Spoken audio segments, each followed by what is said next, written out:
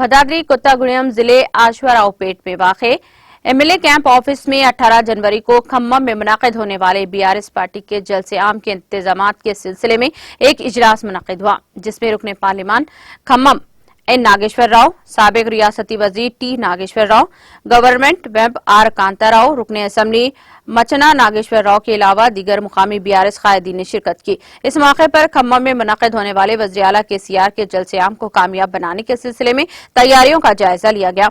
इस मौके पर इन कायदीन ने कारकुनों को हिदायत दी है कि वो इस माह की 18 तारीख को खम्मम में होने वाले जलसे को कामयाब बनाएं।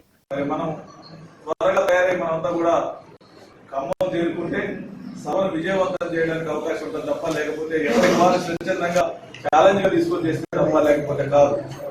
కాబట్టి ఎందుకంటే ఖమ్మం జిల్లాలో జరిగేటువంటి సభ ద్వారా కూడా మీకు సందర్భంగా మనం చేస్తాం।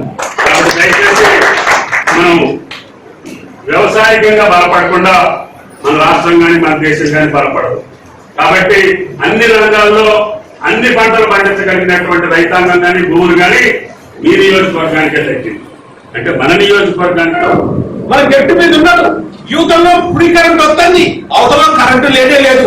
యూతంలో రైతు బంధు వస్తుంది, అవతలలో రైతు బంధు లేదే లేదు। యూతంలో ధాన్యం కొనుగోలు చేస్తున్నాం, అవతలలో ఏమి లేదే లేదు। ఆ విధంగా 1-2 కాదు, రైతుని ఆదుకోవటం విషయాలు కానీ, బడుగు బలహీన వర్గాలను ఆదుకోవటం విషయాలు కానీ, మరి పల్లెలు పట్టణాల డెవలప్మెంట్ కానీ ఎన్ని పక్కపక్కనున్న రాష్ట్రాలలో కంపేర్ చేసుకున్న తర్వాత వాళ్ళు